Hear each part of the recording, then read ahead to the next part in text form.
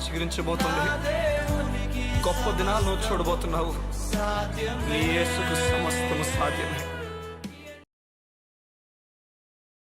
Good morning దేవుని ప్రియ కుమారుడు, good morning దేవుని ప్రియ కుమార్తె. Special good morning to you. దేవుని ప్రియ కుమారుడా, కుమార్తె, నీతో యోధి అన్న దేవుని ప్రేమ గురించి మాట్లాడడానికి ఇష్టపడుతున్నాను. అవును, ఈ మధ్యకాలంలో అనుకుంటున్నావు దేవునికి నువ్వు దూరం అయిపోయావని, దేవుడు నిన్ను ప్రేమించట్లేదని, నీపైన ప్రేమ కలిగిలేడని, నిన్ను విడిచిపెట్టి వెళ్ళిపోయాడని. చూడండి, పేతురు యేసు ప్రభుని 3 సార్లు ముమ్మారు బొంకేస్తాడు. నాకెవరో ఏం తెలీదు, 3.5 సంవత్సరాలు ఆయనతో ఉండి 3 సార్లు తెలీదని ఎంత బాగా చెప్పేశాడా. ఇలా బొంకేసిన వాడు, ఇలాంటి ఒక వ్యక్తికి యజమానుడు ఉంటే ఆ యజమానుడు ఎలా రియాక్ట్ అవుతాడు చెప్పండి, ఎలాంటి మాట్లాడతాడు చెప్పండి. వీడు ఎలాంటి వాడు వచ్చాడా, వీడిని మనం తీసుకోకూడదా, ఇలాంటి వాడిని తీసుకుంటే మనకే కదా నష్టం. అవును, ఒక యజమానుడు ఈ విధంగానే మాట్లాడతాడు. అవును, వారి కుటుంబాన్ని ఇబ్బంది పడిపోతుందేమో, వారు కంపెనీ ఇబ్బంది పడిపోతుందేమో, లేకపోతే వారు పనిచేస్తున్న చోట ఇబ్బంది పడిపోతారేమో అని చెప్పి ఇలాంటి ఒక వ్యక్తిని లోపల తీసుకోవడానికి ఇష్టపడరు.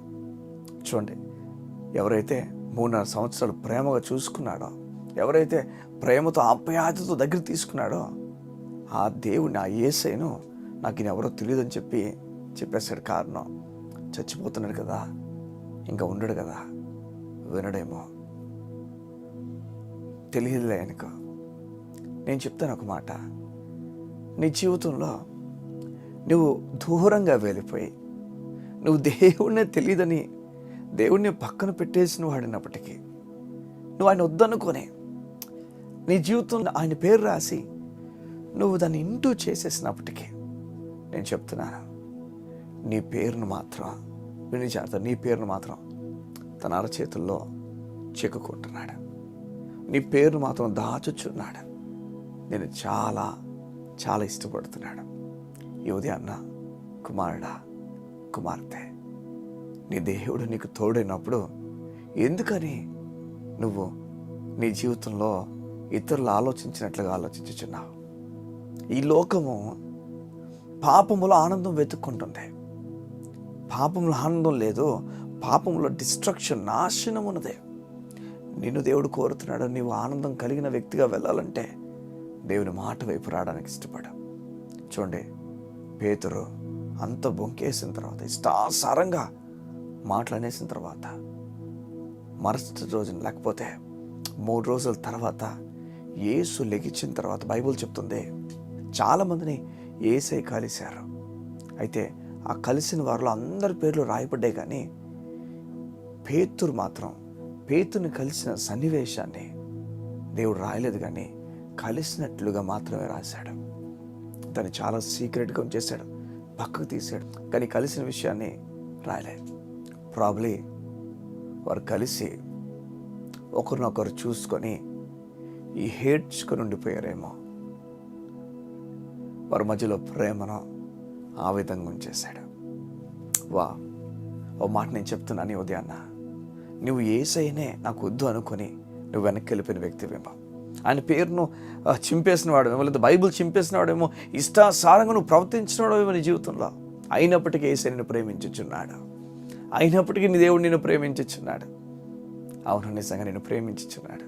నేను వెనక్కి పిలుస్తున్నాడు, రా, ఈ త్రాగుడు వ్యసనం నుంచి, ఈ చెడు అలవాట్ల నుంచి, ఈ బెట్టింగ్ విషయాల నుంచి, ఈ జీవితపు విషయాలన్నిటి నుంచి తప్పించబడి యేసయ్య కోసం నిలబడతావా?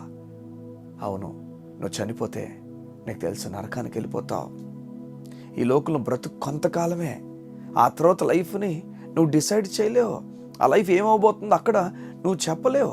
ఈ లోకంలో మాత్రం నువ్వు డిసైడ్ చేయగలవు ఏంటి ఆ జీవితం అనేది. ఇక్కడ యేసు కోసం నిలబడితే అక్కడ పరలోక రాజ్యంలో యేసుతో పాటు ఉండబోతున్నావు. లేదు, అంధకారపు లోకంలో దాంతో ఉండిపోవద్దు, యేసయ్య కోసం నిలబడా. నీ గురించి నేను ప్రార్థన చేయడానికి ఇష్టపడుతున్నాను. మా ప్రియ పరలోకపు తండ్రి, నీ బిడ్డలపైన శాశ్వతమైన ప్రేమను కలిగి ఉన్నావు, నీకు స్తోత్రం. నీ బిడ్డలు అది గ్రహించి నీపైన ఆధారపడినట్లుగా నీ కృపను వారికి ఇవ్వండి. నీ గంభీరమైన నెమ్మదిని నీ బిడ్డలకు ప్రకటించుచున్నాను. వారు నీపైన ఆధారపడుతుండగా వారి కొరకు నువ్వు సిద్ధపరిచిన ప్రతి విషయాన్ని కూడా వారికి ఇచ్చి నడిపించబడుతూ నీ ప్రేమ పారంగా వారి పైన చూపించుచున్నావు గనక గంభీరంగా నెమ్మదితో నిబుడు నడిపించమని కోరుతూ యేసు నామమున ప్రార్థించుచున్నాము తండ్రి. ఆమేన్, ఆమేన్, ఆమేన్. ఈ ఉదయం దేవుడు నీతో మాట్లాడి చెప్తున్నాడు, వెనక్కి రా. ఆయన ప్రేమ ఆ విధంగా ఉంది, మారిపోలేదు.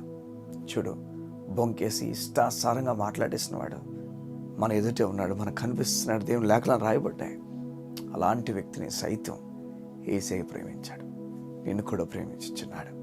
God bless you. See you tomorrow.